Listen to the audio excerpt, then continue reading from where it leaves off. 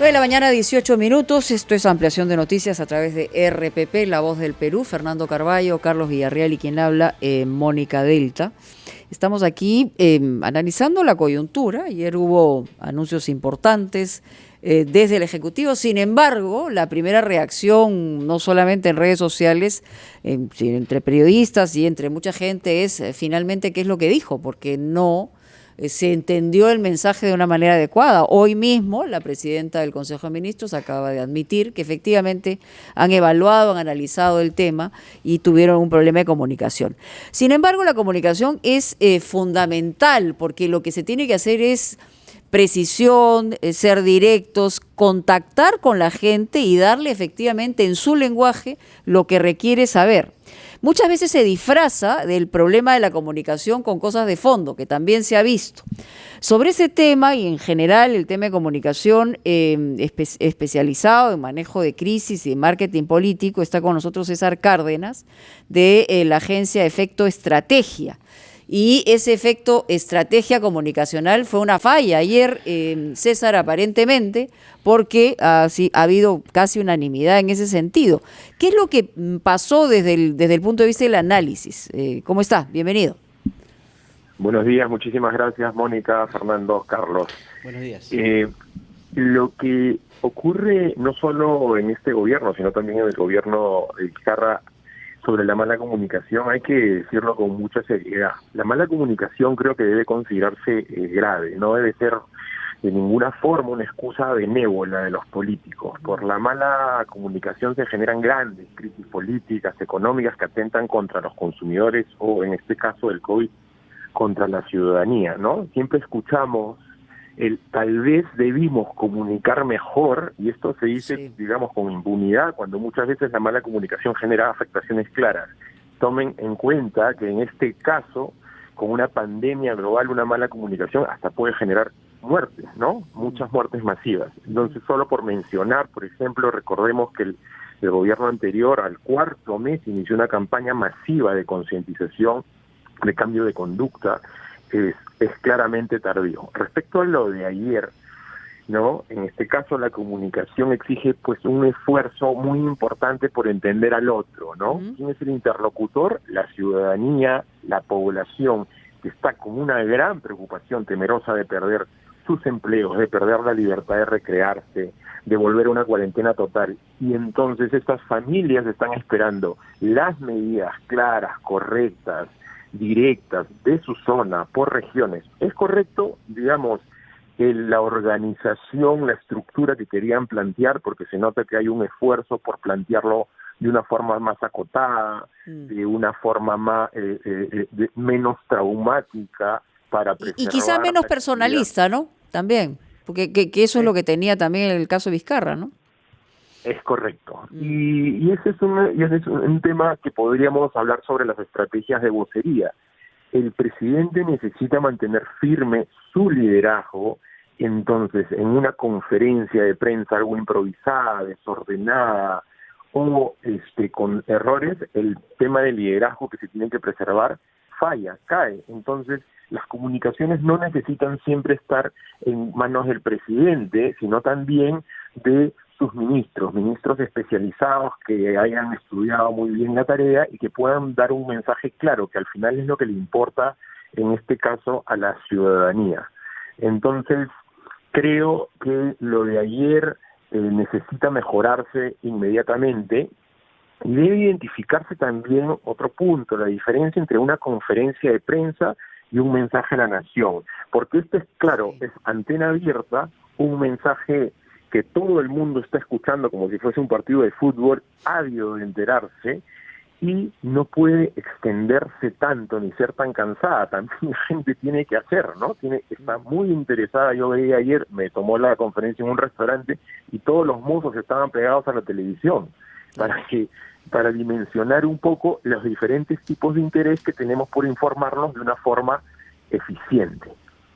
Señor Cárdenas, quisiera preguntarle su lectura de dos temas que se han criticado. Uno, la impuntualidad, porque se nos dijo que era una conferencia a la 1 de la tarde y comenzó cerca de 1 hora y media después, lo cual genera dificultades y obliga a ver esta conferencia mientras uno está almorzando, precisamente como lo ha contado usted.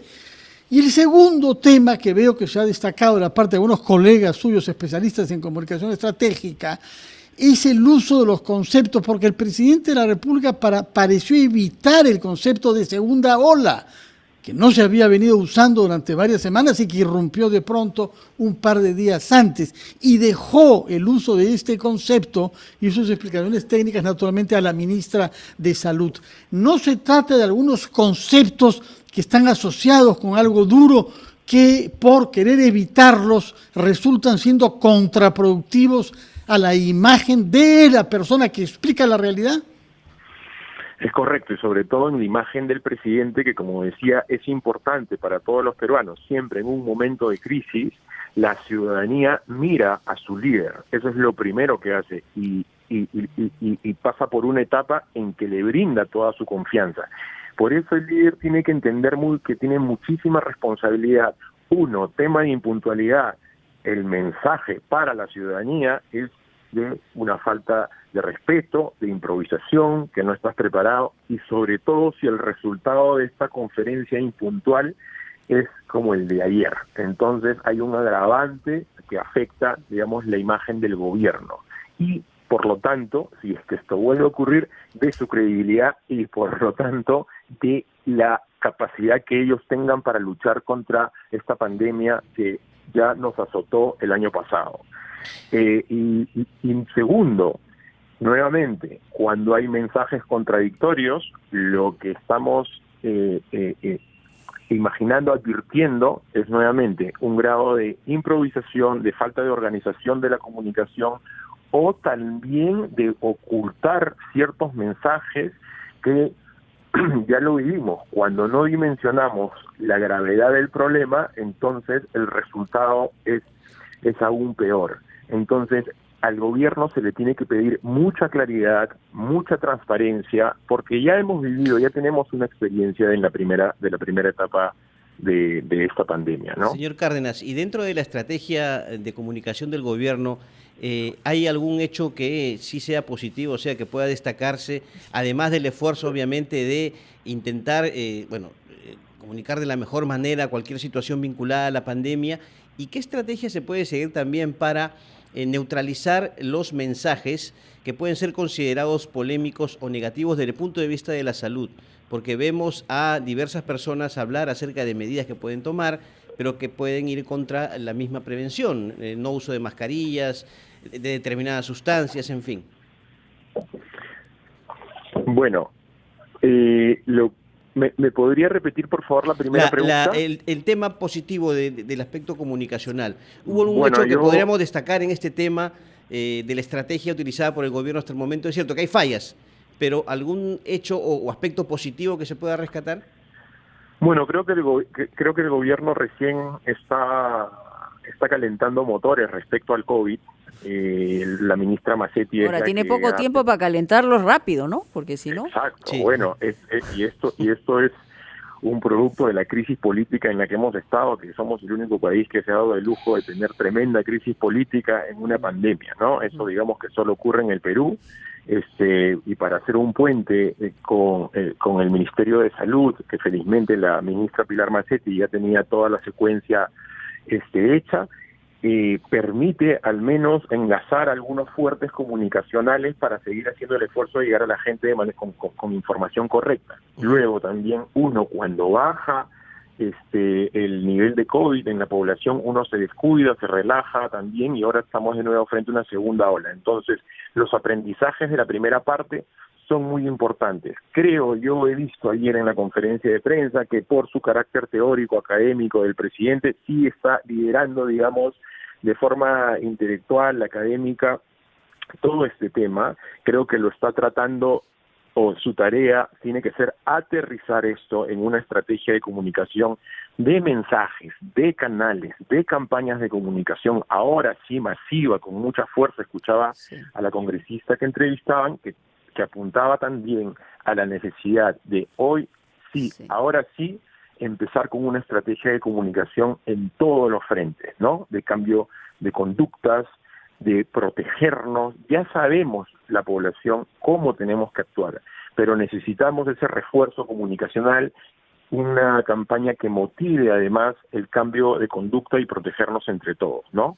Ciertamente, bueno, a veces también de manera política se capitaliza la crítica respecto a una eventual campaña que tenga que hacer un gobierno, pero si no se hace una campaña en una circunstancia de pandemia, ¿en qué momento se podría hacer? O sea, también ahí hay estas polarizaciones políticas redundan muchas veces en un impacto negativo que impida que la gente tenga un mensaje con claridad todos los días, que es lo que necesitamos tener todos para tener una orientación clarísima. Esperemos que al gobierno no le vuelva a pasar este asunto, porque en realidad ya hay que decirlo con certeza. Si los periodistas no hubieran preguntado ayer, nos hubiéramos quedado en nada. Y una de esas preguntas fue de aquí, de RPP, y ahí nos enteramos que las medidas eran las que después todos discutimos, debatimos, aclaramos, etcétera, etcétera. Muchísimas gracias, señor Cárdenas, por estar con nosotros. La importancia de la comunicación, precisamente, hay que tenerla en cuenta. Pausa y volvemos.